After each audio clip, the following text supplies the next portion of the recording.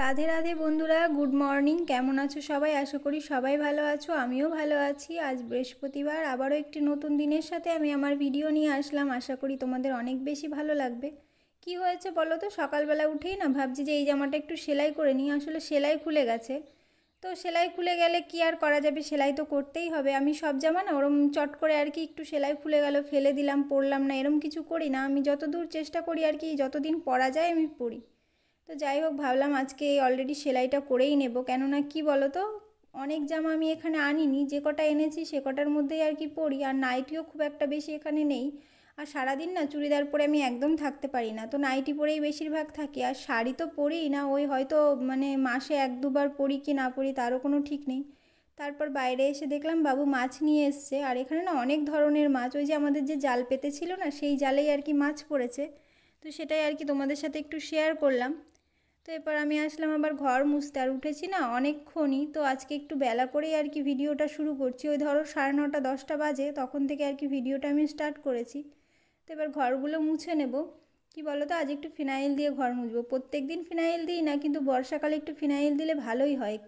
প্রত্যেক দিন এত পোকা আসে না আমাদের বাড়িতে, কি বলো তো, চারিদিকে জল পড়েছে তো, মানে বানের জল আর কি, বৃষ্টির জল, সেই জন্য পোকাটাও প্রচুর হয়েছে। তো সেই জন্যই আর কি একটু ফিনাইল দিয়ে, মাঝে মাঝে একটু নুন দিয়ে ঘর মুছলেও ভালো হয়, মানে জলের মধ্যে একটু নুন ফেলে দিলেও না ভালো হয়। তো পরিষ্কারও হয়, আর এইরকম পোকামাকড়ও বেশি একটা থাকে না। তো যাই হোক, আজ নুন টুন দিইনি কিছু, শুধুমাত্র ফিনাইল দিয়ে আর কি ঘরটা মুছে নিলাম। আর মা এদিকে কাজ করছে। তো চলো দেখতে থাকো আমার ভিডিওটা, আশা করি অনেক বেশি ভালো লাগবে।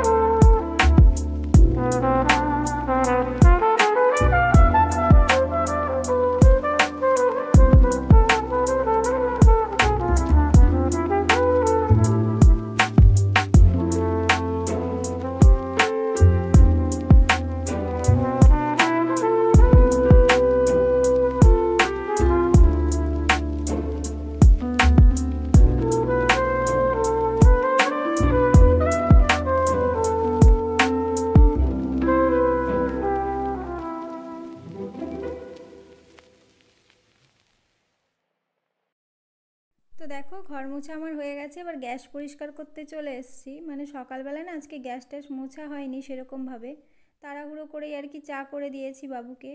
তো ওই জন্য না পরপর সবাই আর কি চা খেয়েছে। আর এক একজনও তো এক এক রকম চা খায়, মানে 3-4 জনা মানুষ, তো 4 রকমের চা করতে হয় এরকম। তো কেউ লিকার চা খায়, আমি আবার দুধ চা খাই চিনি ছাড়া, বাবু আবার গরুর দুধের চা খায়, মানে এরকম আর কি, যার যেটা ইচ্ছা সে সেটা খায়। তো সকালবেলা 3-4 রকমের চাই শুধু করতে হয়। তো কী করা যাবে। আর কালকে মা রুটি করেছিল, মারও মনে হয় শরীরটা খুব একটা ভালো নেই, পায়ে ব্যথা বেড়েছে, সেই জন্য আর গ্যাস ট্যাস পরিষ্কার করা হয়নি। ওই জন্য আমি চলে আসলাম, একদম সুন্দর করে মুছে পরিষ্কার করে নেব। আর ওই পাশে যে কোটো কাটাগুলো রাখি না, সেগুলো আর কি সুন্দর করে একটু পরিষ্কার করে নেব। কি বলো তো, বর্ষাকালে যতটা পরিষ্কার পরিচ্ছন্ন রাখা যায়, তবু আমাদের বাড়িটা এত পোকা যে কি আর বলবো তোমাদের। সবার বাড়িতেই এখানে যেহেতু বানের জল এসছে, তো পোকা তো হবেই। তো কী আর করা যাবে, এইভাবেই আর কি চলতে হবে। এবার আমি পুরো গ্যাসটা আর কি সুন্দর করে মুছে ধুয়ে মুছে নেব। আর সাইডে যেগুলো আছে সব আর কি সরিয়ে টরিয়ে একটু সুন্দর করে মুছে নেব পরিষ্কার করে। আর কি বলো তো, পরিষ্কার করে রাখলে না রান্নাঘরটা দেখতেও ভালো লাগে, আর যেন অনেকটা টাইম রান্নাঘরে কাটাতেও বেশ ভালো লাগে, মানে নোংরার মধ্যে তো একদমই থাকতে ইচ্ছা করে না। তো যাই হোক, এবার আমি সুন্দর করে সব কিছু একবারে পরিষ্কার করে নেব। আর ওইদিকে মা না বাসন ধুচ্ছে, তো মা বললো বাসনগুলো ধুয়ে নিয়ে আসি আর আমি এদিকে সমস্ত কিছু পরিষ্কার করে নিই, তাহলে তাড়াতাড়ি হয়ে যাবে আর কি।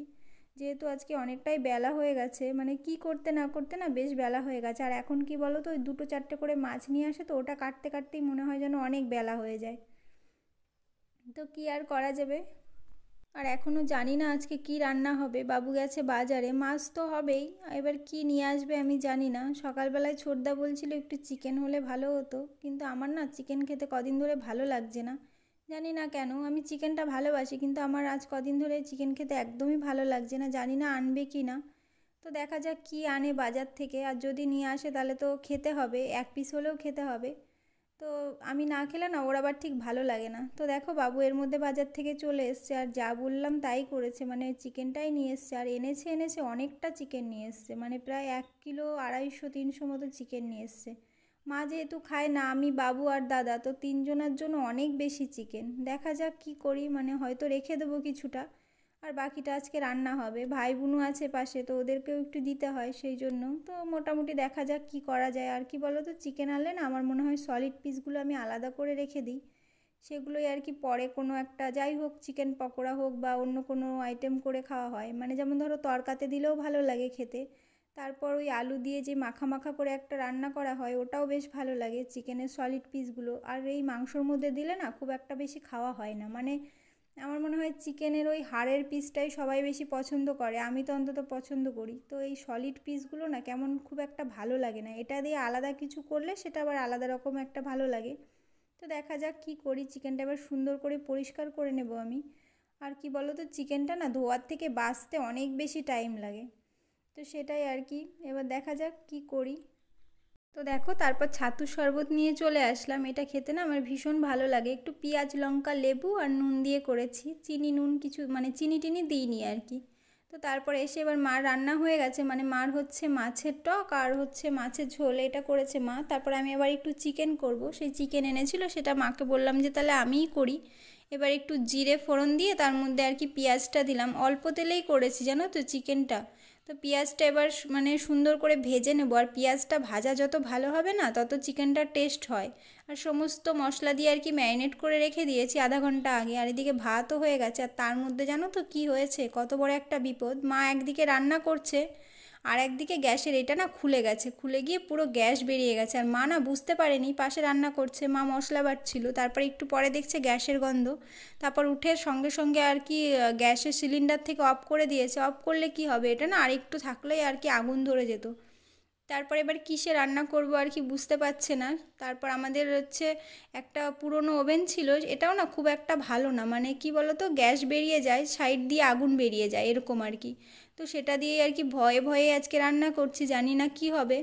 তো এরকম বিপদ না মাঝে মাঝে হয়েই থাকে, রান্না করতে গেলে দেখবে গ্যাস ওভেনের কিছু না কিছু একটা সমস্যা হয়ে থাকে।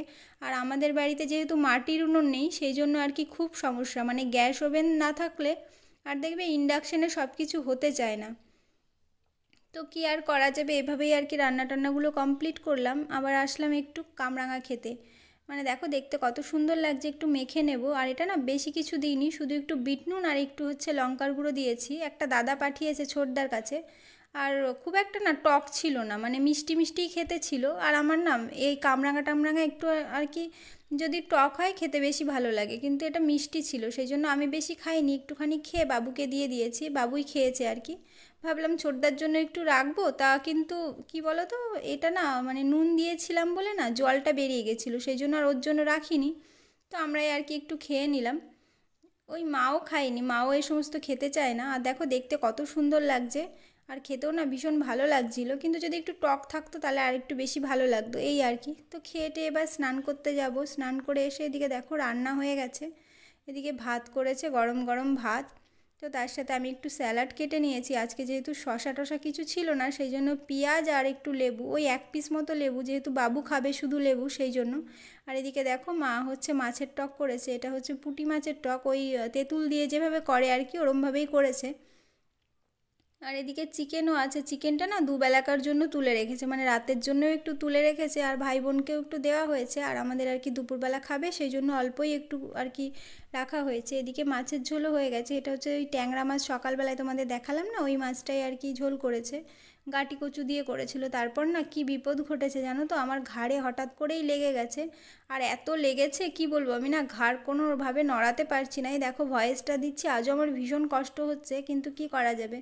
আর জানো তো ভিএন থেকে আমি যেহেতু মানে ভিএন অ্যাপ যেটা হয় সেটা থেকে আমি এডিট করি, সেটা না আজকে কোনোভাবেই হচ্ছে না, জানি না কি হয়েছে। তো এদিকে দেখো মা রান্না করেছে, পোলাও করেছে, অনেক দিন ধরেই আমার খেতে ইচ্ছে করছিল, তো মা সেরকমভাবে বানায়ও নি আর আমিও বানাতে পারিনি, আজকে এমন দিনে বানিয়েছে যে আমার এরকম একটা অবস্থা, জানি না খেতে পারবো কি না। তো দেখা যাক। আমার ভিডিওটা ভালো লাগলে অবশ্যই লাইক কমেন্ট শেয়ার